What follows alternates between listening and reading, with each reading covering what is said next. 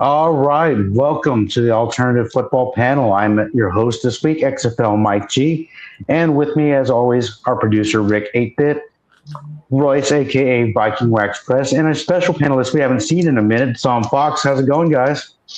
Great. Pretty good. All right, we have some exciting news. We're going to break down what's going on in the European leagues and American football over there. We're going to announce. We're going to go through our champion winners for the indoor leagues, the Arena Football and the Indoor Football League. And we're going to talk some CFL, UFL, and a little bit of NFL business. All right, guys. It's been a couple of weeks. Anything surprising, shocking going on for you guys? No, we're just getting ready. Yeah, the preseason's been good. As a Ravens fan, I like Reed and as a Raven, and they're promoting his story very well, which I like. Definitely, the UFO players being in the NFL preseason makes it a little bit more interesting for me to watch. I don't know. I think the NFL preseason games have gotten a little bit better, and it might be due to having these players come in already in game shape, ready to go, have been practicing for a minute.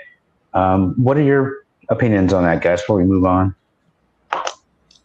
I think so. I mean, I know the Hall of Fame game, as we all know, is arguably the best football game played in the last year somehow. So, that was a good one. I know my Panthers sucked this past weekend, but it is what it is. But was that them sucking or the Bills being good? Our offense had our starters played for 3 drives, and they got this many first downs. Ouch. Yeah, it was bad. That's pretty bad.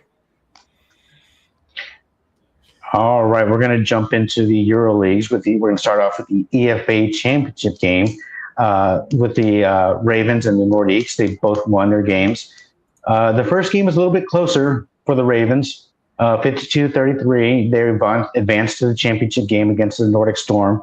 The Nordic Storm put up 45.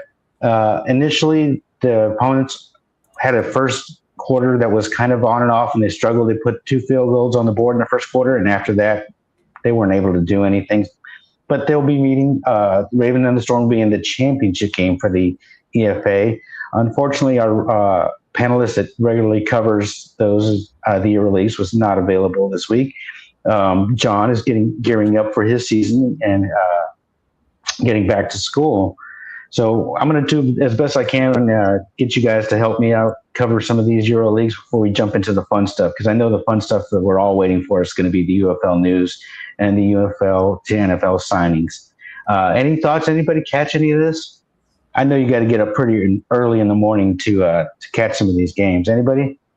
I just caught some highlights on X, and I got to say, if you follow either one of these leagues, the EFA or the AFLE, on X, you get some good highlights. So I recommend that. And then YouTube as well. Follow them on YouTube. You can catch some good highlights. And that's kind of what I've seen, hit and miss, but haven't seen a full game yet. But I know that the Storm is pretty dominant, but then the Ravens are doing good too. So that should be a good championship game right there. They've had a more balanced league than the other league. The FLE, when we get there, you can see the difference between the two leagues. This one has a lot more balance. Even though that the Storm kind of crushed the Musketeers, the overall league is more balanced. So here we go. So this is the AFLE, and they have a lot more of a lopsided league. The AFLE had week 11 of the regular season, and the good teams continue to dominate the lesser teams in a very one-sided league there. And it looks like the Vikings and the Fire are probably going to meet again in the championship. They've been one of those 2 teams have been in the championship, I believe, the last 3 years in Europe. So not shocked to see them at the top again. So pretty cool stuff. The Rush Love Panthers are doing pretty good too, and then so are the Berlin Thunder is the other team that won last week. So looks like some pretty cool matchups going into the playoffs. Yeah, and if you're not familiar with some of these teams, some of them might sound familiar to you. The Rhine Fire is left over from the World League. The London Warriors seem to be making noise and putting some financial backing behind their team. The Vienna Vikings, I know as a Vikings fan, Royce, is that your team over there? Well, yes, they're my team in the AFLE, and then I like the Paris Musketeers in the other league in Europe. So, but both are really good overall. Actually, Musketeers are having an off year, but yeah, the Vikings for sure. I'm a big Vikings guy. So yeah, Kellywood. And a name, Kellywood. Yeah, and a name that Houston fans will recognize, Kenji Bahar, who had a solid first season with the Gamblers back in the USFL, is now over in Rhine in Germany. He seems to be doing well. I haven't heard too much about him over there, but thank you, Callywood, for that comment. And I think the next slide, because they're heading towards the end of their season, they're gearing up towards the playoffs here. And again, it's exciting football. It is available on YouTube, but you're going to have to get up early if you want to watch it live. If we can go on to the potential playoff brackets for them. Yeah, this one, I think the Vikings are going to take it over the London team, the London Warriors. They are having a kind of surprising year for their first year. They've done pretty good, but overall they're kind of a mismatch against the Vikings because the Vikings are so dominant. That other game, though, is going to be pretty epic. The Rush Love Panthers against the Rhine Fire. I'm guessing Ryan is going to win, but still, that should be a good matchup. Yeah, the nostalgia in me is pulling for the Rhine Fire, even though I do not know anything about them other than Kenji Bahar being over there. Yeah. They've got great helmets, man. Even they had awesome helmets in the 90s, and they've continued that, and they have gone through a couple iterations, but they have really, really cool helmets with the fire flowing back, so it's pretty cool stuff. All right. And we quickly went over the Euro leagues just because we'll get into them a little bit more as the season goes on when it starts getting towards their championship, because there's a lot to cover, believe it or not, in the off season. And I know everybody's waiting for that UFL, but we'll get there. We're going to cover some indoor leagues and the arena leagues now. This is a graphic that was put up by Sam Shady, Shady Sports Network, and it just shows all the indoor and arena league champions here. Guys, anybody that you're surprised about or that you enjoyed their season? Personally, I like the Rattlers and what they did, beating Green Bay and winning the IFL champion. There's a lot of good names and a lot of good teams out here. And you guys want to talk about them real quick? Yeah, I'll go with the Rattlers. I mean, I grew up watching arena football, and they're a team that, them, the Sabertooths, you remember them for a while. So yeah. The fact that to grow up with them and still see them functioning and everything, granted it's a different league, it's still nice though to see that continuing and everything. And I like the Goats in the AL. I think that I'm starting to get into that league. I heard I might get a team close to my house soon.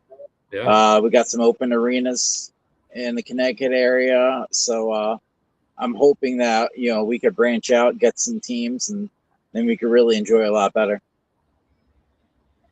I was a fan of the AF1 this season. Was awesome to watch, and the Cats pulled it off in the very last minute in that game for their championship last weekend. So that was a fun league for me to get into, and I was pulling for the Arsenal actually, but they ended up losing to the Firebirds the week before. So the Firebirds Cats game was epic championship game, one of the best I've ever seen.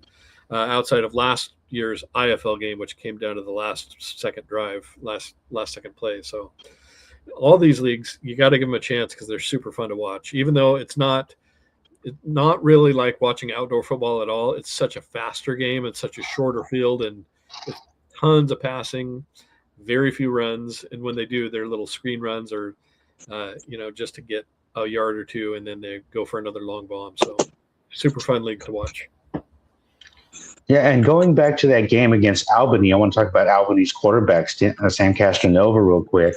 Yeah. What were your impressions of him? We're going to forget about the last play of the game. We're going to throw that away. Overall, what are your impressions? Because he was signed with first he was signed with Memphis in the UFL, and when Memphis went away, he eventually down the road signed with Houston. I've seen him play with the Gunslingers here in San Antonio. Got to watch him during his season here, and he was an exciting quarterback. He's an MVP level quarterback in these leagues. But what do you think about his prospects moving up to possibly the UFL? I think him and Kolka for the Cats, either one of those guys could play in the UFL, if you ask me, or the CFL. Honestly, the CFL's passing game might match up better with them because they're so used to wide open passing that it might actually behoove them to try the CFL too. But I think, frankly, the way that the Gamblers QB room did this past year was so inconsistent that I think they should have given Castronova a chance. Yeah, like Kellywood said, they should have given him more than just practice reps. They should have given him some actual playing time. I don't think we can find one thing that was consistent of the Houston Gamblers. Other than injury and not making the best decision. But we're not going to go into the UFL right now. We're going to keep it about the indoor leagues because we could all easily go off on a rant here about the UFL. But and you brought up Tyler Kolka's name. He played in the X League, which is in Japan, before jumping back and forth into these leagues. So he's been around. He's another guy that we're going to keep an eye on. We're going to keep an eye on all these players and try to bring you up to date. So when they sign in the UFL, you already know who they are. But yeah, these leagues are always interesting to watch. It's exciting. It's like Roy said, it's kind of like fast break basketball on a football field. It's very high energy, high speed. It's very exciting. And if you can get lower and get on those dasher boards, it's really in your face and exciting football. But it was an exciting season. We had the Rattlers. Some of these teams are jumping around, and we'll keep track of that as well. So we have some teams that are moving back and forth, different leagues, and there's some rumors. We don't want to spread too much rumors. We want to wait till we get confirmation on some of these teams jumping. But we'll have all that as soon as it comes up. But I just want to shout out to Shady Sports Network and letting us use that graphic. If you guys are ready to move on to the Arena League champions, the St. Joseph Goats, who won a couple of weeks ago. It's been a little while back, but I just thought I would honor them and talk about them real quickly. Anybody have any comments on the Goats? No, other than that's the Kelsey brothers are part owners of that team. That's all I really know about that team. But I know in the area, Kansas City area, they're kind of big back there for the arena fans. So pretty cool. It'd be exciting to see if they can build off of that, because just the Kelsey brothers' name should bring attention to not just the league, but to the team in general. And it's exciting to see these other entities, these other players, and other people with financial means get involved in these leagues to help them prosper and grow. All right, but if you're ready, we're going to move on. Like I said, we've been moving on really quickly because we want to get on to the UFL news, but we're going to cover the IFL, and we're going to mention the Arizona Rattlers that we already did, and their quarterback. There's a couple of really good quarterbacks. One was a rookie, and I can't remember his name right now. Delarent, I believe. But some really good quarterbacks that have the potential to move up into possibly the UFL, maybe even the CFL. Guys, we talked briefly about the game, but what are your thoughts on the Arizona Green Bay game and your MVP? I think it's kind of fitting that Miller got the championship this year because he was on the losing side of it last year. So it was kind of cool to see him come back with a different team, with the opposite team, basically. Last year he was on the Blizzard and they lost by 1. This year he was able to pull ahead with the Rattlers and win it all. So that was kind of cool. Yeah, and for me, the Rattlers are kind of like OG Arena League. And I heard somebody mention this once, but Danny White, former Dallas quarterback, was the coach of the Rattlers in their first incarnation. So I was kind of nostalgic and pulling for the Rattlers of there to get that win. And it's exciting for the fan base. And it's good that an established team like that wins in the IFL. IFL is continuing to grow, and they've announced 4 new expansion teams. We haven't gotten confirmation on where one of them is playing yet, but we're still looking on that. We're going to move on to here we go. There's the announcement on your screen. As you can see, it's going to be Arkansas, the Diamonds, Athens, Savannah. Savannah is currently having a contest for letting fans choose their name, and I will post that on the Alternative Football Twitter. I'll share that out so you guys can participate in that. I wish John was here because he's in that area a little bit and he could expand on that a little bit. But with the last sentence, with Texas, the Austin, Texas draft became the Texas draft. And there was a rumor that they were going to be playing in the Cedar Park Center, the HB Center at Cedar Park. I believe it was the owner for the ATX Bulls went on another podcast and said, nope, nobody's playing there. We're looking for the Moody Center. And that ATX draft team is not playing in the Cedar Park Center. So they may be a traveling team or a team with multiple choices. Guys, what are your thoughts on getting into this market, but having a travel team in the IFL in this day and age? Anybody can take that one. I think it works. I mean, if you look at the original UFL from years ago, they would have teams situated in certain areas and they would float. New York, they played at Yankee Stadium where the Mets play, and in Connecticut. So I think it's a great idea for them first year to get their feet on the ground, to get the word out of that team. I think it's great for them to go different places. With the uncertainty, though, of not having a set arena, I was kind of surprised when I initially heard the announcement that the draft was coming, and they announced it was going to be Cedar Park. I said, well, that's a perfect fit. It's a great venue. It's a great location for what this team is doing. They do have the Moody Center in downtown Austin, but that's a brand new facility that's run by the University of Texas for their men's and also women's sports. And they have a lot of concerts there. It's a brand new venue. And as you know, to rent these venues is very expensive. And of course, the newer it is, the bigger it is, the more expensive it's going to be. So when the Bulls came out and said nobody's paying in Cedar Park, there's not too many more options where the draft could play. And I haven't heard anything from them. I've contacted them and I'm still waiting to hear back. And as soon as we know something, being that I live in the Austin market, I'll definitely let you guys know. But it was a bit concerning to me because I actually have looked at the process for what it takes to get into the IFL. I had a follower of mine a couple of years back. He was interested in me helping him get an IFL team because he had the team name, he had the colors, and he had a place where he wanted them to play. But beyond that, he had nothing. And so I was able to go with him through the application process and know the criteria. And when I laid it out to him, you're going to need this, this, and this to even have a franchise, he was immediately like, no, that my eyes were bigger than my stomach. So it's a bit surprising that the IFL would go ahead and move in this direction without a home team.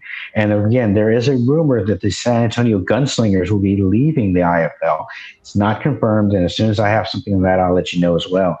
But it's good to see the IFL grow and adding these teams and being in markets that don't have professional football and trying to be competitive. It's exciting, and it looks good, and it bodes well for the IFL. Guys, any thoughts on that? No, but I do want to mention that John said that he is going to be going to the Athens live when they announce the team name on I think he said the 28th. So by the time we do our next show, he should have that firsthand information for us. Awesome. Yeah. And he's been, I just want to say again, the work that John has done for us in these last few months covering the Euro Leagues, and now he's getting involved with the IFL, has been tremendous. And I want to thank him very much for that. He's gearing up for his season. He's getting ready for the fall and going back to school and things like that. So whenever he can come jump on, we'll welcome him back. But I just wanted to thank him for that, first of all. All right. If we're ready to move on, guys. Yep. We are moving through this pretty quickly. I think we're doing a great job. But I wanted to talk about, again, how Austin is being mentioned by multiple leagues about their franchises. And we talked about the IFL with the Texas draft not having a home. In the F1, the Austin, Texas Bulls, they're looking for a home as well. And possibly the UFL getting into Q2. There has been a lot of talk outside of Austin. I have not heard a lot of talk in Texas or the South Central Texas area or Texas in general about Austin having a franchise. Guys, what are your thoughts on any one of these leagues getting into the Austin market? I think it's something that makes sense to a lot of people. Like, I know everybody questioned why Houston didn't move in the UFL when Memphis did, and the whole reasoning was because of the overall TV market and all that. I think that you have a lot more people in these leagues realizing that Austin is a big market. It might not be as big as Houston, but it still is bigger than a lot of huge markets like, let's say, Boise and Idaho.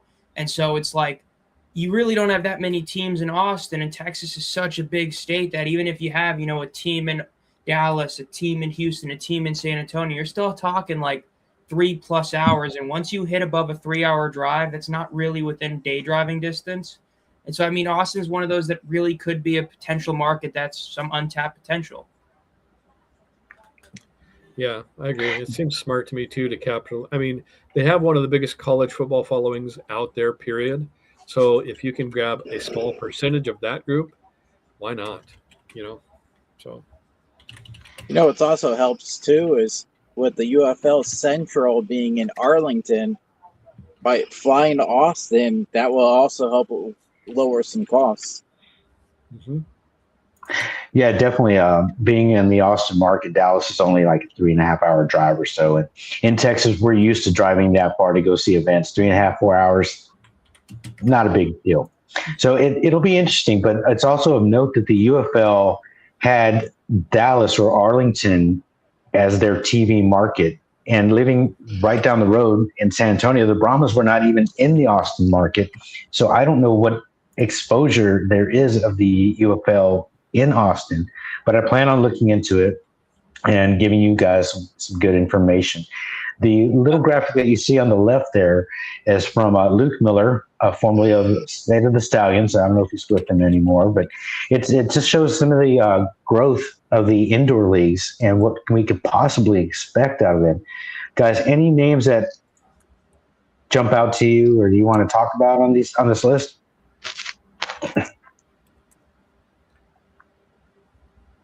Hold on, I have to see it a little better. Yeah. Yeah.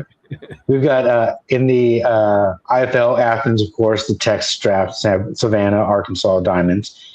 In the AF1, it's the Austin Bulls. Was that AF1? Okay. In the NAL, the Dallas Apex and the Wheeling Miners, I believe, are back. Are they returning back to the NAL where they were in the NAL last season? No, they were in the AAL last season, but now before that though they were NAL, so they're kind of going back and forth between the two. So they're back in the NAL again. I think the Crusaders is a great name. That goes hard. Yeah, definitely. So I do know for a fact that I'm close to arena in Bridgeport, Connecticut, and the hockey team has left to Canada. So there's 6 proposals floating around for the arena, and it's no name was announced, but arena football team did put in a proposal to use that arena. And it was from the Arena League, or is it an unknown Arena League? No, it's not announced what the league was. But it is confirmed by all the news outlets that there's 6 proposals on that arena. That would be a great market up there, and definitely keep your eyes on that and let us know anything that goes on with that. We've got panelists from all over the country, so we can bring you some of this stuff locally and get you a little bit more insight for those you're watching outside of these different markets. But Austin, it has potential. That Q2 stadium is about 20,000 plus, and they regularly fill it. I looked at going to a game. I hope the UFL doesn't take their pricing strategy, because the cheapest ticket I could find was a general admission end zone ticket for $36 pre-tax, pre-fees. The stands, even the upper deck along the sidelines, were in the triple digits, even in the higher sections of the Q2 stadium. And I hope the UFL doesn't take their marketing approach, their ticket pricing approach, if they do come to Austin. But I'll definitely be keeping an eye on that.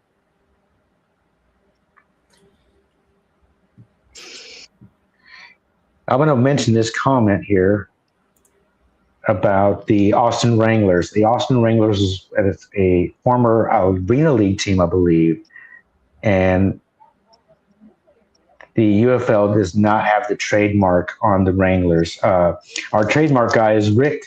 Rick, have you heard anything about the trademarks for the UFL recently? Anything new coming out? And I check almost daily. Nothing's populated since May. All right, and if anybody would know, it'd be Rick. He gets all our information for us. But we're going to move on a little bit to Zomb Phox. Zomb's got a new video out highlighting the UFL players that scored NFL touchdowns in NFL preseason games. Zomb and Royce, take it away. Yeah, I guess, Zomb, if you want to start and kind of go through the guys that have been scoring, then I can kind of wrap up with all the recent player movement and how many guys are on each team and stuff like that. Go for it. Yeah, I mean, we're seeing a lot of these guys that have been sticking around. We're seeing a lot of new players. I mean, it's like we were talking about earlier where we're seeing a lot more highlights and all that. I mean, you still got guys from dating back to like the 2022 USFL when this era really started. You know, guys like Mitch Fraboni that are still the long snappers for certain teams like the Broncos and then the Browns for some other ones. I mean, in terms of touchdowns, I mean, in this game that I watched, Ian Wheeler ended up scoring a touchdown against the Panthers. He had a few other ones. I mean, Akeem Butler got a couple receptions in his game. Cam Gill had a sack in this game, and I know I tweeted about it, but since I was watching the Panthers broadcast, the actual Panthers broadcast of the game even showed images and stuff of his time with the Kings. I would honestly, at this point, be shocked if he does not make the final 53-man roster. He was playing really early in that game. Like, right when starters were taken out, snap of the fingers, he was in the game, made a big impact. So that's definitely a solid one. I know the Saints, especially last year with like Kevin Austin Jr., got some action. He has continued to get some decent action. So was Moreno Cropper in that game. So wouldn't be super stunned if the Saints end up keeping one receiver on the roster. I mean, granted, we see even more than like 3 new UFL players stick on a roster. That's like the best we've seen in this era. And I think there is a real shot of that this year from what I've been seeing in preseason stuff. Then in terms of just action, like, you know, Hunter Deckers got in some action as well, played a decent amount. So, you know, we hate saying it, but that's one of those guys that is definitely not making the final roster. He is a preseason body, but it's still great to see him get that time. And as I know I've mentioned in my videos in the past, even guys just being in the preseason for a few weeks is still a huge win for them. You're getting a ton of extra cash. You're getting some extra time in the NFL as well. It's like the Steelers. The Steelers were playing a kicker that wasn't Chris Boswell. That kicker has 0 shot to make the roster. That dude could make 6 60-yard field goals, and they're cutting him as soon as they can. So the Steelers are giving him time to get film out there for other teams. And so even if you're not going to make the team that you're on, you can get film to go somewhere else, which you've seen in the past. I mean, it's been really solid. Seen a decent amount of guys getting those touchdowns, and we got a lot of players that actually played really well. I mean, Austin Reed did get a touchdown. It was like the end of the game. It was like a little 1-yard rush, which good old, you know, just like did in the UFL, the 1-yard passing touchdowns, except he ran it. As Callie just brought up, Tanner Brown, he's actually in a kicker battle, and from week 1, Tanner Brown got the decisive edge.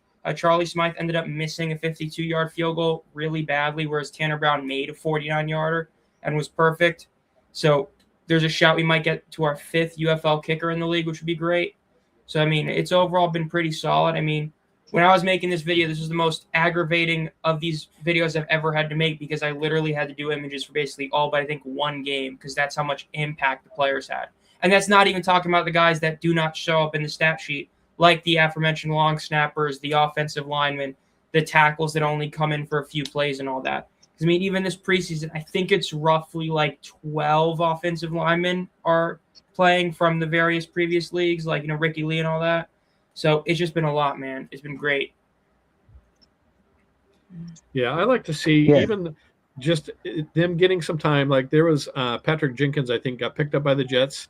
Then they waived him, but somebody had seen enough that then he got picked up by, I think it was the Browns. Yeah, the Browns picked him up like the day after he got let go. So they're getting some actual time on NFL camps, and that makes a difference to other NFL teams. So it's kind of cool to just see that happening.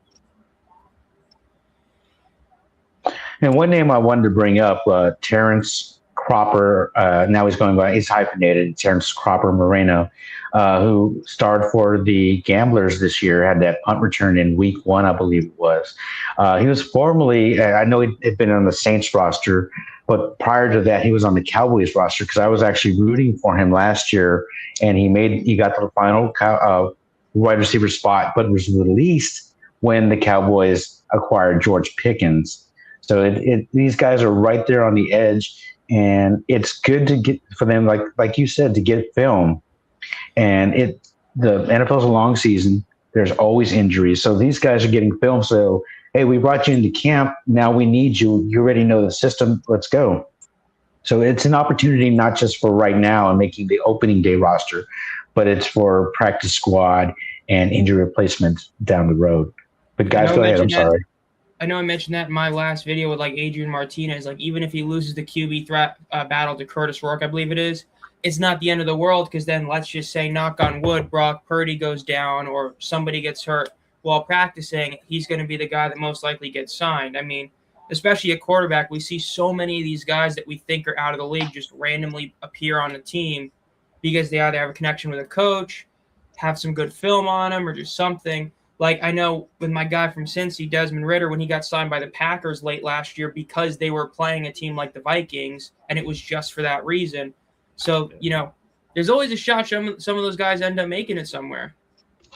And the cool thing is, like guys like Moreno Cropper, who also is a good return specialist, I mean, when they're well-rounded like that, they have a much higher chance of making a squad, or at least a practice squad where they can be called up during the year kind of thing. So, yeah, I think guys like that and guys like Gill, who are just showing how good he is, I think they're going to be able to really. Yeah, like Jacob Saylor. Yeah, right. The Sailors is great. I think we'll see more this year land and stick than we have so far. So, well, cool. Yeah, I can definitely see that. Go ahead, guys. Yeah. Do you want to go through some of the cards of guys that we've been seeing move up to the? Well, actually, take this one, Mike. Actually, whoever wants to take this. I'll take that if Rick doesn't want to, because you knew he had to sneak it in there. He's a Baltimore Ravens fan. And AR-15 now, not AR-16, is in the QB room in Baltimore. Guys, what do you think about this signing? Do you think he has a chance to get that third quarterback spot or get put on the practice squad? What are your thoughts? So I actually took this from the Ravens page. And the Ravens are pushing this story very high. You don't see that much coming from preseason with other players. So that's what this is Ravens social. So I feel good for this. The hard part is he's competing with a UConn quarterback who honestly could have been in the Heisman running if he was playing bigger schools with the stats he was putting up. So I think this is big. He also has experience with the offensive coordinator. He was with the Bears last season. So I got a feeling he's going to be practice squad. Yeah, and if not, I think it's just good for him to, if he comes back to the UFL next season, if he doesn't make a practice squad, I think it'll be good for him to get that experience again and show a little bit more. He just needs more practice, really, and better decision-making, of course. Like he did, actually, that run he did for the Ravens to get the TD was actually a smart decision on his part. Sometimes he just needs to not throw the bomb and just use his legs, and he's better when he makes those smarter decisions. So we've seen it go the other way. But Definitely. And reps for the guys. Go ahead. One thing I wanted to point out, in previous years, the UFL was trying to get some of these players to come to their league. And they're like, well, I made practice squad last year. I made a little money so I can take time off, train, and keep ready in case I get called back to a practice squad. Now some of these guys are seeing the benefit of getting film and getting almost an automatic invite now because they're ready to go into these camps. So I think they're starting to see the benefit, and we may see more of an influx of some of these practice squad players being in the UFL next year. So watching these preseason games, we can kind of get a jump start on next year's.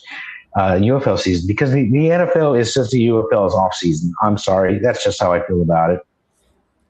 Yeah, I mean, I know that's part of the reason why I like the UFL schedule where it is, because if you have that XFL schedule, in a way it hurts the players because then they're back to not being in necessary game shape because you got like that 1 month break before training camp starts. Whereas once the UFL season ends, especially if you made the playoffs, like bam, you're at training camp and you're already at game shape. That could honestly help you get a roster spot over somebody else that might not be in game shape. Yeah. And also think about this. This could end up being a trade where we get rid of Austin Reed and we bring in Diego Pavia. I'd take that trade.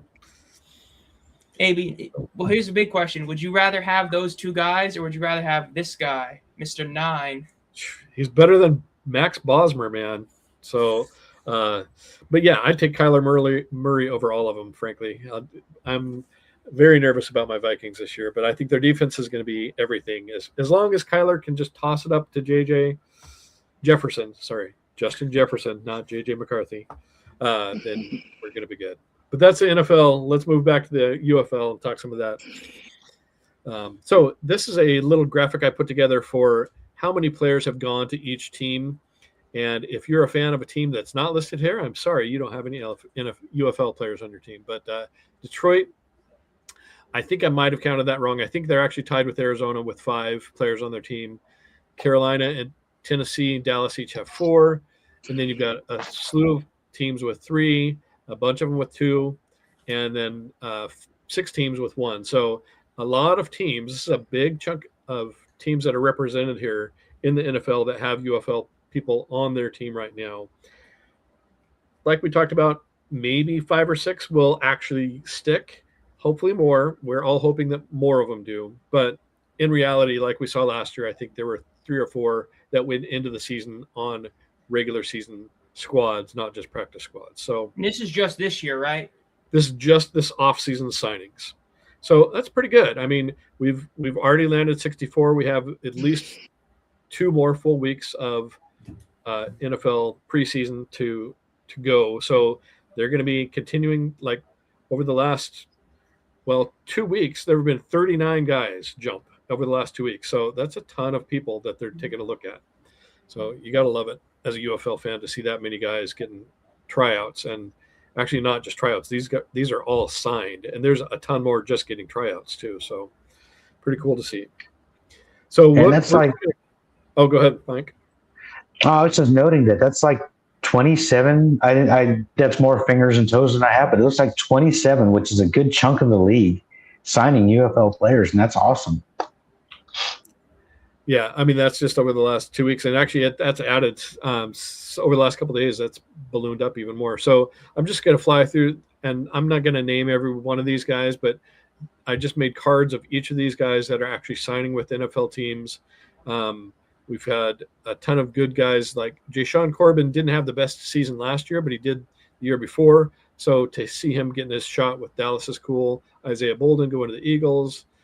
The Kings, man, the Kings are going crazy sending people, but the Storm and all these teams are kind of representing. Patrick Jenkins is the guy that started off being signed by the Jets and then moving over to the Browns. Sean Bowman, tight end, is going to the Cardinals. Cardinals have 5 guys, so they've signed quite a few. Amani Bledsoe, he just went to the CFL today to play for the BC Lions. Then you've got Deontay Prince, went to the Bears yesterday from the Kings. Trey Weddig, tackle for the Colts. Trey McKitty, lots of Treys the other day. Tight end for the Commanders now. Or what do you call them, Zomb? The Commies? Yeah. Anyway, my Vikings finally landed a guy, Kenny Dyson Jr., which I'm stoked about because he's underrated defensive end from the Gamblers. Gamblers overall, they had so many good pieces on defense that they really should have dominated more than they did on the defensive end. So to see some of their guys getting a chance is pretty cool. Isaiah Bolden, I think, Eagles guy. And then I think there were several more, but there's tons more. Yeah, there's probably a ton more. But you can see how many Kings, like Corey Mayfield Jr., Bryce Hall, basically every cornerback for the Kings except for Cam Densler right now have been signed into the NFL. So I'm hoping Cam gets his shot too. Did I see Rodgers of the Kings go to the Dolphins today? He tried out with them. He did not sign with them yet. Yeah. And again, just a reminder for everybody watching, you can get a camp invite to come and work out, and that could lead to a signing. And that is an opportunity to make the team. It's not come in, you've made the team. So we're seeing lots of these signings and opportunities, which is these signings has been, I want to say, almost twofold what it was last year. Maybe not the signings, but the invites. A lot of players getting their opportunity more so than they ever have, in my opinion. Tryouts are definitely more. There have been just tons of activity there, and I track it every day, so I could see a lot of times a guy will get tried out for 3 or 4 teams, and then he'll actually sign with one. So the more tryouts they get, the more other teams are recognizing the value. So it's kind of cool. Yeah, Callywood, good point. CFL Rough Riders, and then you got a sack for them. Harrison Frost. Yeah, and I think we talked about on the last show that we've got several guys up in the CFL now, which is really cool to see. And I actually think the UFL translates really well to the CFL game too. All right. Definitely, and lots of exciting signings. But I want to mention these cards. It's awesome to see them. I love seeing these cards because they're not AI. Royce actually made them, and they look great, Royce. I just always enjoy seeing these and posting them on social media. Thanks, man. I appreciate it. They're fun to make. Definitely, guys. If you want more about the UFL to NFL or UFL to CFL signings, and you like these digital cards, follow Royce at VikingWax Press, both on Facebook and Twitter. And he's got a YouTube channel where he does a little bit more than just talk about football. He talks about helmet rankings, uniforms, logo designs, things of that nature. But are we ready to get on to the UFL part of this, guys? Yes. The biggest things. I want to start out by talking about St. Louis. In one of Zomb's latest video, he mentioned that Ricky Prohl has kind of not cleaned house, but he's kind of making arrangements to get things he wanted to, the way things he wanted to go. As if you saw on the sidelines last year, his communication with AJ Smith wasn't all that great. Zomb, did you want to talk about that? Because I definitely want to interject on that one. Yeah, I mean, I guess I'll get started with the more negative of the two, OC and DC, because in terms of just those, Corey Chamberlain, losing him was a huge blow for them because again, we love the UFL and how like half the team media that covers them are behind paywalls, so right there to paywall articles. But when it comes to that, some of you might not have heard, but Corey Chamberlain did not get fired. He chose to not come back. I know Callywood said this, I've said it, I think all of us agree. He is more than qualified to be a head coach in this league. He should have become the Stallions head coach. The idea they did AJ instead is one of the most mind-numbing decisions they did last year. It sucks that he's not back. Then obviously, like Callywood just mentioned, really sucked hearing about Frank Gantz Jr. passing away. That just literally came out of left field and was terrible. Yeah. When it comes to AJ Smith, I'm going to start out being positive. He's not Tyler Siskey. So right there, 2 thumbs up. He's not the worst OC in the league. Granted, if Tyler Siskey wasn't in the league, he probably is. I know I just mentioned this in the newest 2nd and 6 episode, but I want to mention this again. When the leagues merged, it felt like the two fan bases went to their guy. You had the Jaron Horton fan club in the USFL, and then you had the AJ Smith fan club in the XFL. And what's since happened is pretty much everybody has realized the run and shoot AJ Smith offense doesn't work. It didn't work for the Roughnecks. When they got beat, they got bodied by the Renegades, and that was because their offense couldn't do anything. Wade Phillips' defense did enough to beat that Renegades team, but the offense didn't do anything. I mean, like Silvers and McDonald, did nothing in that game. And then, as Mike G just pointed out with the Brahmas, in that game, yes, the AJ Smith offense was able to get a win over the Battlehawks, but not really, because that was more so the Battlehawks. If you remember that game, the offense for San Antonio really didn't do that much. They just did enough. And it was the St. Louis offense not doing anything that screwed them over because the defense was so good. And then when they got to the championship game, the Stallions obliterated them. It wasn't even a contest. Even if you include the time they went for it in fourth down to where they should have kicked a field goal, 3 points versus 0 isn't a big difference. They did nothing. They got blanked in the championship game. And then if we get rid of the whole 2025 debacle with that mess of a 25 Brahmas team where the whole staff was basically fighting with each other, you go to this season with the Battlehawks, and literally week 1, we saw the biggest issue was once they got within the 5-yard line, the offense just stopped working. They didn't have right plays, and it never did the rest of the season. And then once again in the playoffs, yes, this was the first time where the defense could get some blame, but Chamberlain's unit wasn't terrible against the Kings. It just wasn't perfect. Whereas the A.J. Smith offense, once again, didn't really do a lot. It's like, he has worked with arguably the 2 best defensive minds the UFL, US1XL have seen in Wade Phillips and Corey Chamberlain. And he has 1 playoff win, which was primarily because of his defense, and he has 3 losses where 2 of them the offense did nothing. And I think that we've kind of gotten to the point where, yes, he's a young guy, but he's not ready to be an OC. And the fact that he now has all those years of experience at OC is kind of crazy, considering that he really doesn't have the results. I get you can make an argument he's never had the best cute quarterbacks. I mean, when Brandon Silvers is probably the best quarterback you had, or an injured Luis Perez, I do get that argument. But again, there's a lot of OCs where if you told him you got to work with Wade Phillips or Corey Chamberlain, they're winning a championship. So yeah, I don't have any issue that he's gone. I personally don't. I hate that Chamberlain's gone, and the Frank Ganson news was terrible. But personally, I'm kind of okay AJ Smith's gone. So, hey, I have a question for you. You mentioned Horton, and I would love to see him with the Battlehawks. And I look at what he did with the Showboats to take 11 of those guys that were on the Kings championship game this year were on the Showboats the year before defensively. So what Horton did was build those guys up, and I think he'd be a perfect slide over fit for the Battlehawks if they're wise. That's my pick. What do you guys think? Hey, you lost Corey Chamberlain. I mean, that's not that bad a fall. That's not that bad. You take that. I would definitely have Horton anytime if I had a team. But it kind of goes back to AJ. A lot of his jobs and connections were through people when you build a staff, you hire people who know the offense that you're familiar with. He started as a wide receiver coach, then moved up to quarterback coach and offensive coordinator. And people have their preferences when they're building a staff. So I would hopefully like to see Horton, if he can reestablish those connections and get back into the NFL, because he's definitely an outstanding defensive coordinator. But not to harp too much on this AJ Smith thing. I got to witness it firsthand here, being a Brahmas fan and covering them. The air raid / run and shoot offense, notorious for bogging down in goal line and short yardage situations.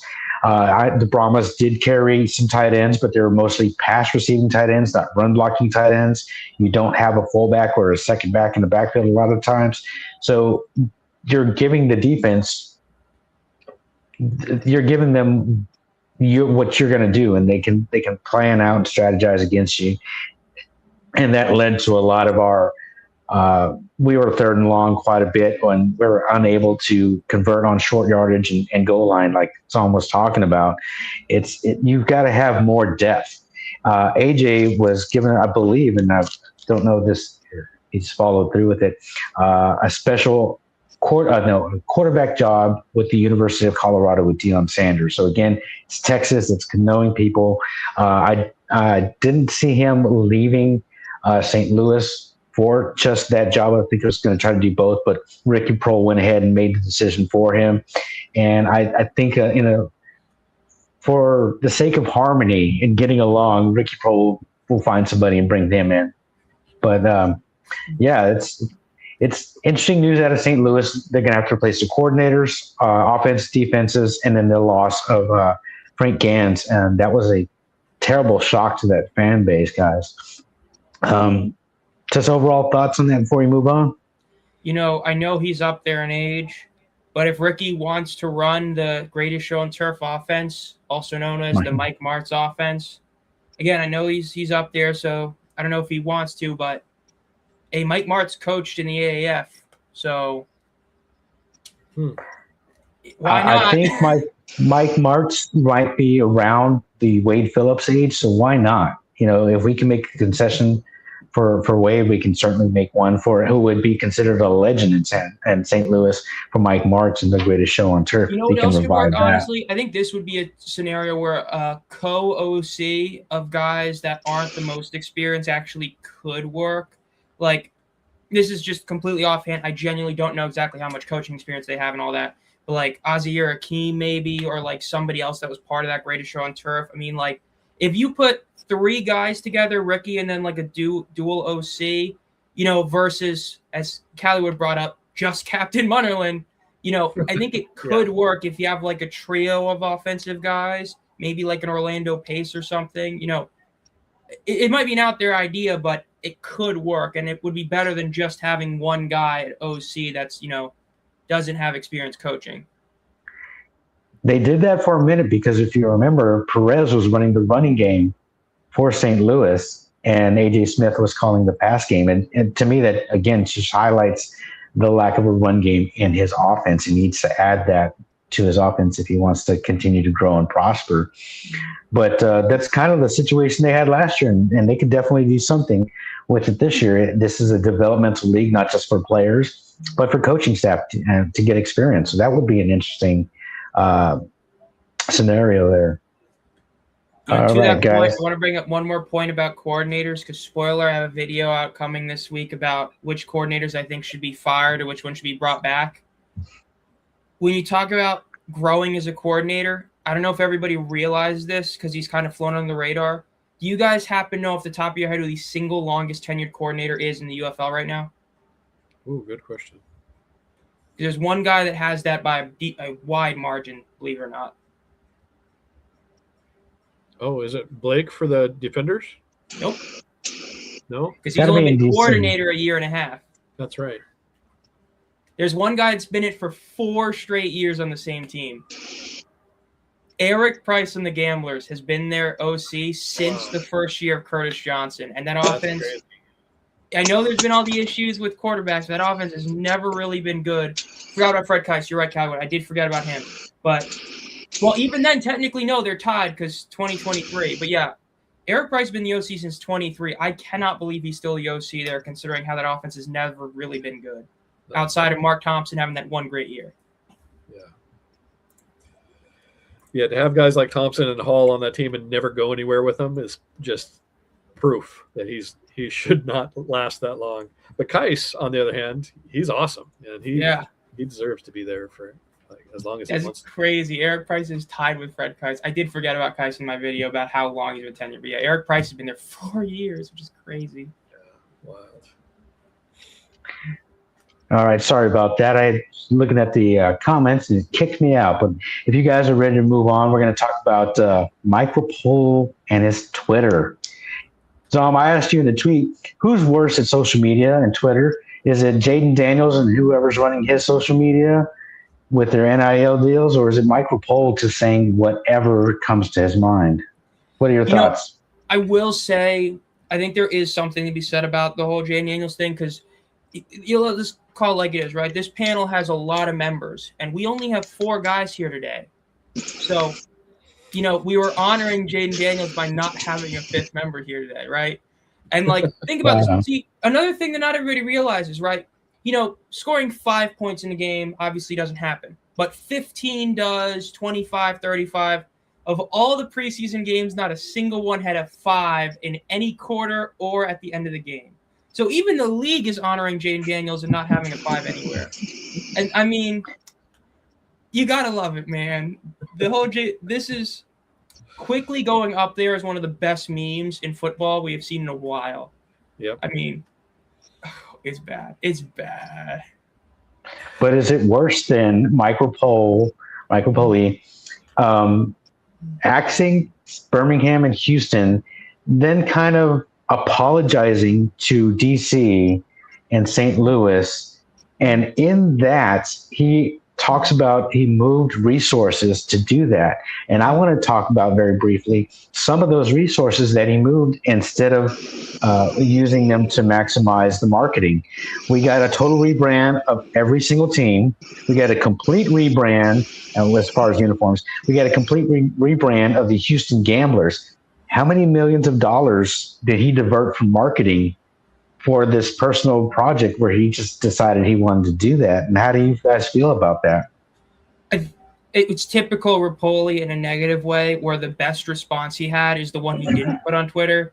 The quote he had in the Sports Business Journal article about Houston, I thought was the best overall thing he said the entire last month, where he basically said that if you were to write a book on how not to run a market in Houston, the UFL did that. Because I know I've mentioned a ton in attendance videos. It's like that double-edged sword in a sense, where on one hand, the numbers were so bad that it's like, come on, Houston, you got to do better. But on the other hand, you literally played in a different stadium for 4 straight years. I mean, that's like a challenge to do that. I mean, they played TDECU, Rice, back to TDECU, then Shell Energy Stadium. When they first did the merger, if you were forced to keep a 4th team from the USFL, you probably should have kept a 4th team from the USFL instead of keeping the roster but then rebranding them. Because in this effed up way, I don't think any of us still even know what the UFL considers the Gamblers' history at this point, because they've seemingly changed it to the Roughnecks in 23, to the Gamblers in 22, 23, to where even if you stuck by them the whole time, you don't even know what they consider them, even though they were the Gamblers. It was just so bad that entire way, and they butchered it. And I did like that he took ownership for something that, admittedly, that wasn't his fault. Like, the rebrand may have been a mistake, or let me rephrase that. The rebrand might have been a mistake, but that wasn't his fault, and he took accountability for it, which is a good thing as an owner. Everything else, though, man, no. The Birmingham stuff about, like, the random stadium stuff in this sort of weird way where he made it seem like he was going to build a stadium, it's like, dude, lay off the social media there. You know, if he's got money to burn, you could just hire someone to handle it, because not even just the UFL, the stuff he even posts about horse racing. I mean, hire an assistant, use ChatGPT, something. I mean, this guy's an educated man. Sometimes it's the horse racing stuff, that's his opinion. That's his personal thing. There are not 10,000 people every week lining up to see your one horse race. You know, you've got to pay attention to the fans and what they do. And I think by him taking that part of revenue, part of the marketing budget, and using it, and then calling it quits in Birmingham and Houston, is kind of he says more when he says less. You know, it's there's devil in the details, and to me, it's just why bother doing that to Houston? Let them get their feet under them. And again, it wasn't all his fault. During the merger, the front office for the Houston Roughnecks was let go, and the Houston Gamblers didn't have much to kind of supplement them.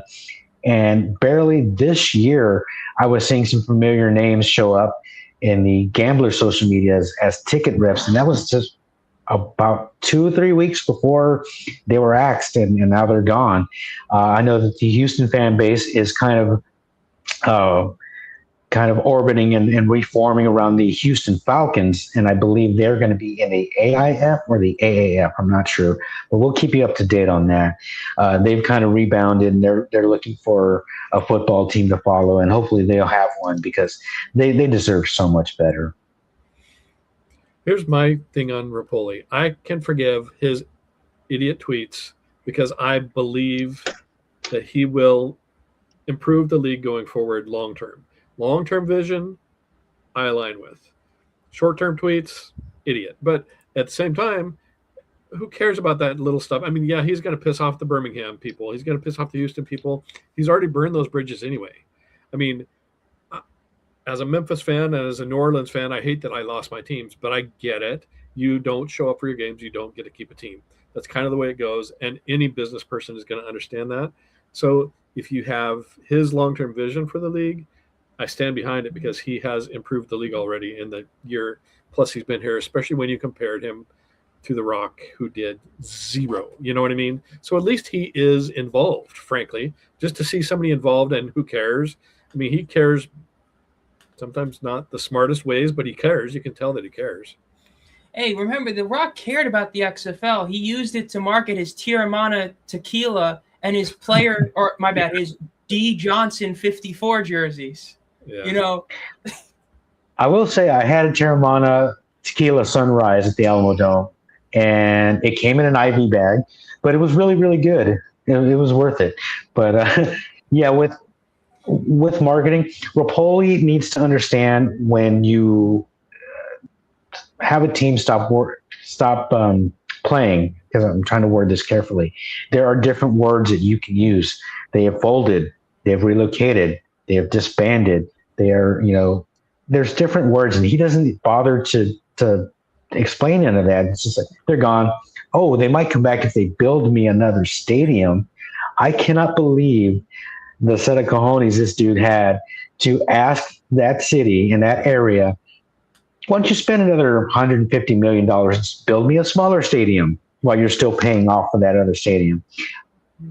I can't even fathom having the nerve to say, hey, if you build me a new stadium, I might go back there. Guys, what are your thoughts on that? Crazy, especially with how much they were helping the league out. It's just, oh my God. It's like, it's a big stadium, but at the end of the day, it wasn't the Alamo Dome. It wasn't Ford Field. It wasn't like a behemoth. It's just the whole UFL brass. I've always had issues with their things, like the whole EMU thing. We don't want to play in the gray turf, and how they might not go to Albertson, not because it's a 35,000 seat, but because the blue turf apparently is going to literally kill them if they play it on there. Like, this was, I couldn't believe it. I could not believe what he said. You got to build a new stadium. Like, dude, why? That's so crazy. Yeah. Now, that EMU comment is kind of an example of what I'm talking about. He makes these offhanded comments that we don't know if they're official lines of thinking. A month before the season started, when he was going to the fan rallies, he said offhandedly on video, I'll be in Texas next week. Never came to Texas as far as going to a Houston game or a Renegades game. He might have been in the UFL headquarters, but he never made it out to a game. So he just drops these offhanded comments, and people take them as gospel when it could be him just thinking out loud, or, when you make a plan, it could change by the time it gets to that date. I think he needs to be a little bit more careful and a little bit more detailed with what he's saying, and hiring somebody who could run his socials for him. Maybe not let AI do so much. Guys, are we headed in the right direction with the UFL?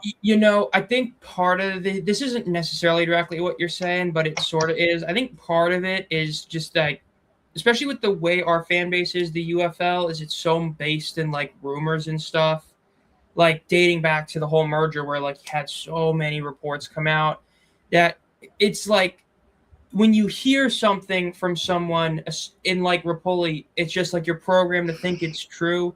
I mean, we're not going to specify what rumor just came out today, but like, for instance, you had a rumor that just came out today from a source, and you have so many people believing it is the gospel without corroborating stuff, when we've seen in the past that even like the legends of our community that knew stuff got stuff wrong. The whole merger thing, I mean, all of the big guys had stuff that came out that didn't end up happening because of either false information coming out from the official sources or stuff like that. And it's so, I don't think Rapoli is yet to realize it, or he does and he just doesn't care because he gets, media traction, that he can just say something and you're going to have so many people believe it like that. It's just, I think that's part of the issue, honestly. Yeah, and I remember those days, the merger days. At the Alternative Football Network, we refer to them as the dark days because there were so many things going on, and we were building the network behind the scenes.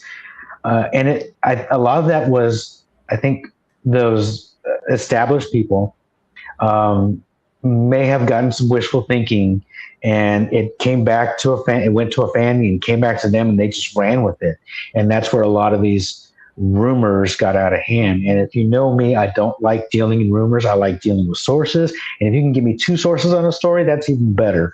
I don't like the speculation because it gets put out there as fact. There's a lot of teams being mentioned, a lot of cities being mentioned for these possible relocated franchises and expansion franchises. And right now it's everyone's best guess. But at the panel, we're going to put all our best guesses together because we got a lot of good, smart guys here, and we'll do something with that later. But right now, it's up in the air. It could be Boise, it could be Austin, it could be Connecticut. We don't know where these teams are going, and it's just, to me, that's the most frustrating part. Is it's always left to these rumors to fill the void when there's no news, and some of them will take root, and people will believe them. The cool thing is about sources, I follow Boogie Roberts, and he tweeted tonight he's going to be a radio guy for the San Jose State, right? San Jose, yeah, for their first game. So I'm just stoked that he's got a job. He's such a good broadcaster personality type that he's going to be great in that role. I wish he was behind the camera because he's a great camera presence too. But just wanted to throw a little tie-in to actual sources. Boogie is my actual source for that, so pretty cool to see him with the job because I thought he deserved a football job. So, but I think he's going to be great in the broadcast booth. So, sorry, that was a little segue that was way off track, but we can get back on. No problem. No problem. Actually, I think let's just open up to any topic that you guys want to talk on, because I think we covered most of our bases and we covered all our news. Hopefully I didn't forget anything. Throwing the floor open, guys. Anybody want to drop some opinions? Not rumors, but opinions. Well, if you want to drop a rumor, you can drop it as a rumor. Well, to what Callie was talking about the relocation sooner or better, stuff like that. That's the one thing I did say that I thought was a positive from the Birmingham-Houston thing is they at least announced it early. Because last year it was like so late in the year. They're like, oh, by the way, yeah, these 3 teams are gone. And it was so late in the offseason.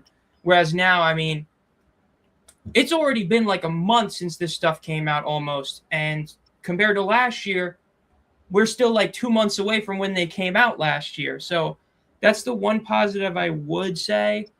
And then, this is wishful thinking. I guess we'll call this wishful thinking, not rumor or source, but wishful thinking. When he said that 2029 might be when the second wave of expansion hit, I really do believe that has to do with Michigan above all else. Because I think that, because this is what, for those of you that are new to the UFL this year, you guys don't know Mike Mitchell because he stepped away this year, but he was the other guy with James Larson that was like the biggest 2 sources. He was the number 1 guy for attendance and TV ratings, and he had the numbers from the USFL attendance that weren't publicly released. Not counting the 3 expansion teams this year. In the UFL, you have had 21 opportunities for teams to improve attendance. That's 2024, 8 next year, and then 5 this year. Only twice did a team improve in attendance, and that was the Panthers both years. And so I think Rapoli does understand that in terms of market, when they didn't get marketing, they were the only team that improved in attendance. So I think he understands that they do need to be brought back. And now we have all the questions about when their stadium is going to be done or not. And so if you preemptively assume you're going to do a 2029 expansion, you can now get away with not being forced to bring them back in 2028 and then say, hey, we're bringing them back in 2029. And do sort of like you did with OKC where you announce it like 2 years ahead. You could instead do that with Michigan as well and then start marketing to what was already like your second or third best market. So that might be wishful thinking, but I do think that the whole announcement of maybe doing expansion, which again he says it maybe in 2029, has almost all to do with the Panthers. Yeah. I think real quickly on that. Sorry, guys. That's okay. I just wanted to tag on to Run 68 Bones' comment about how late is too late to announce the new teams. I think every day that goes by, you're missing ticket sales and marketing chances. The sooner the better. Like every day you need to be considering your losses because every day that passes by, they're missing out. And the sooner they can grab that fan base and start marketing to that fan base and showing replays of whatever team they're going to be getting, those kind of things, and getting those guys out into those communities would be ideal. man, they're really missing that right now, and it could be happening if they.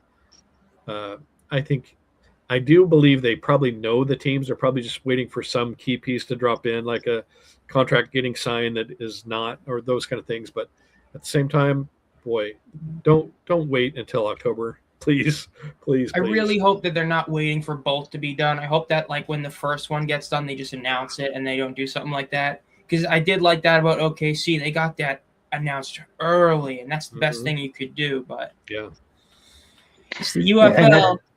That kind of takes me back to my point. Like when the Panthers ceased to play, they didn't say they're going to be what are some of the words, not on hold, but there's a word for that in the parlance.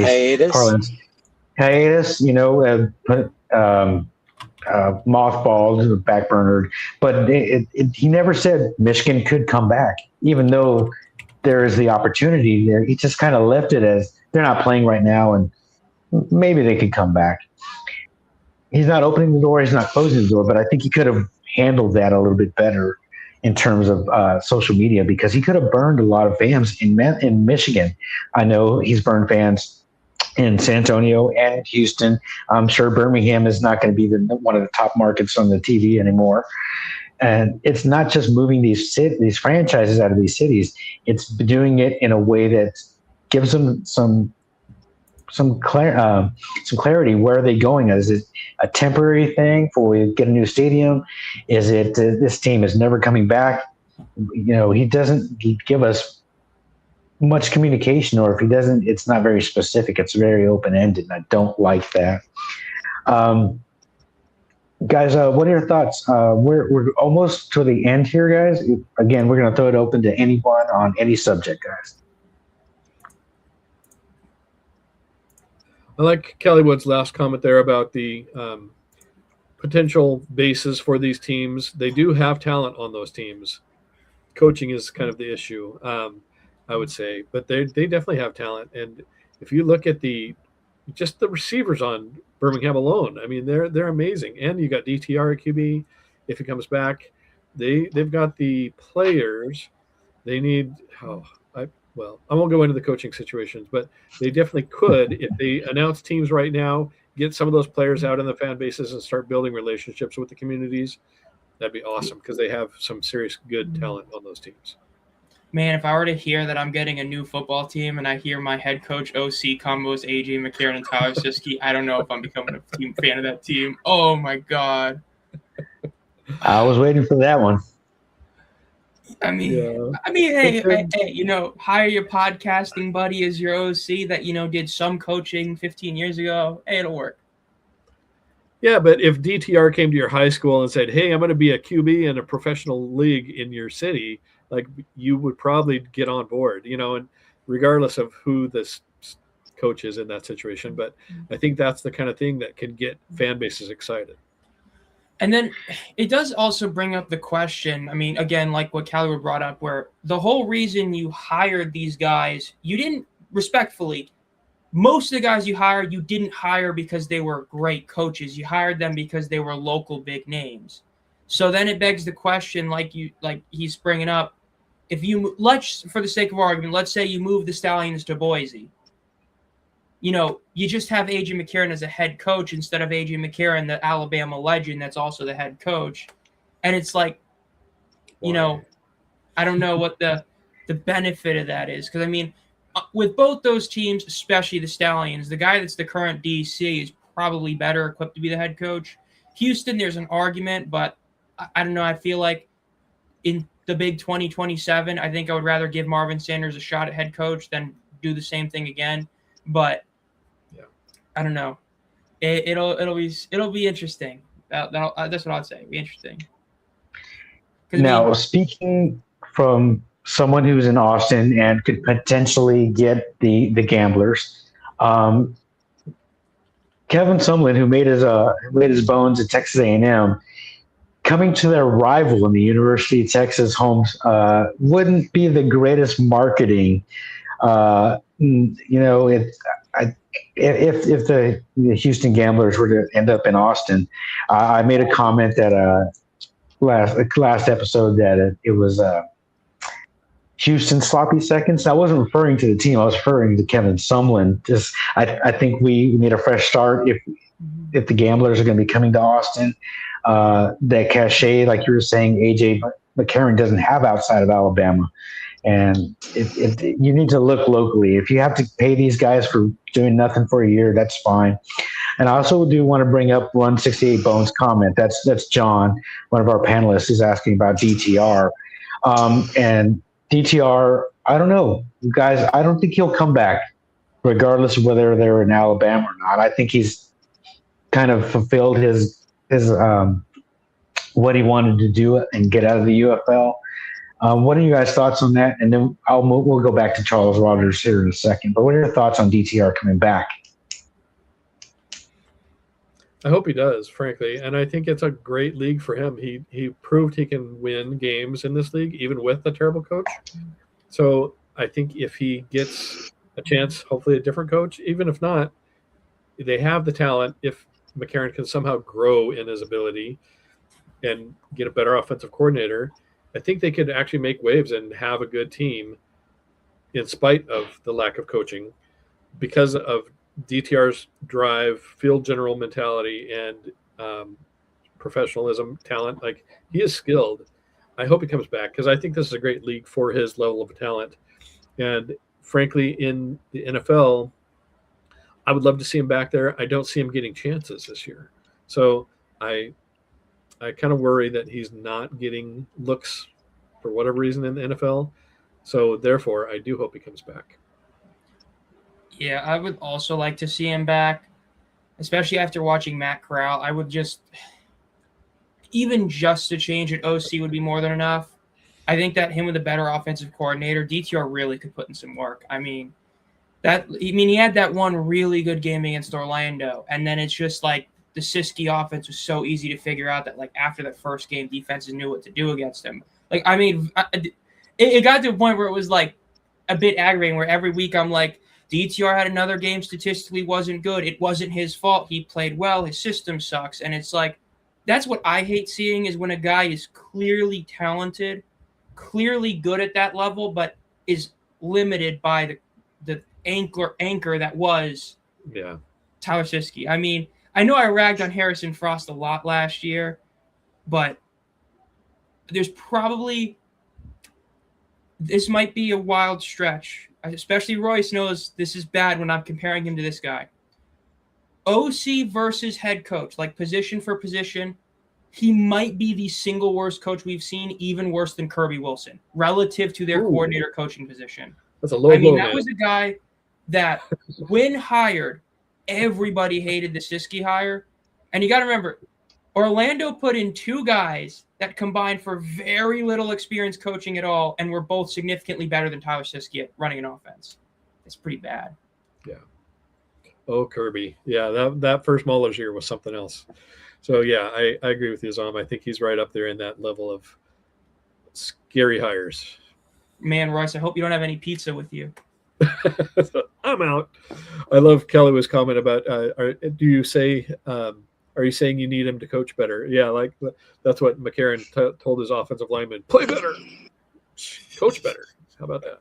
Yeah. Chicken salad game will live on spring football lore. Oh, my God, that was the best. Yeah. It's like people forget now, because I guess we had, when this era started, like that was correct me if I'm wrong, Royce, that came on before the first game, right? It was like the lead into the first game. So your introduction to spring football in this new era was Kirby Wilson cutting a player because he wanted a pizza.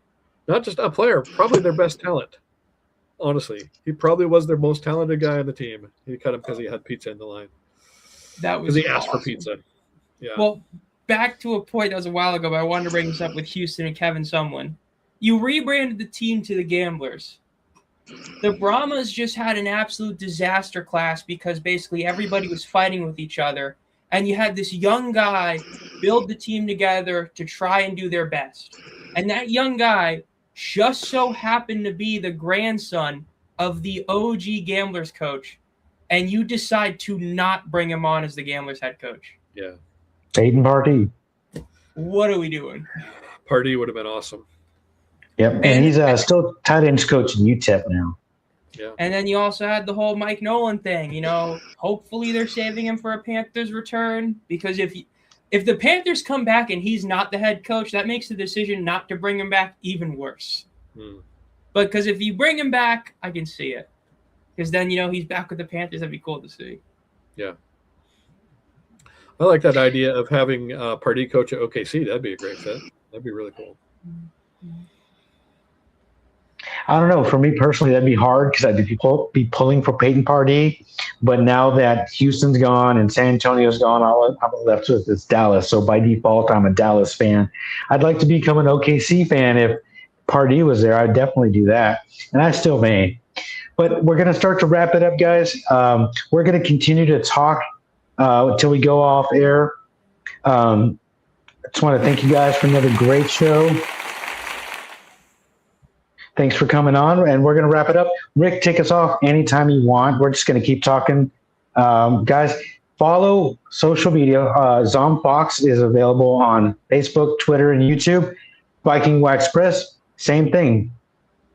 Twitter, Facebook, YouTube. Rick 8-Bit, also Twitter, Facebook, Instagram, and YouTube. Follow all these great content creators for more news as it happens. Guys, I just wanted to thank you. We're going to keep talking. And Rick, play us off the air. I'm going to throw on some mood music here, and we're just going to keep talking.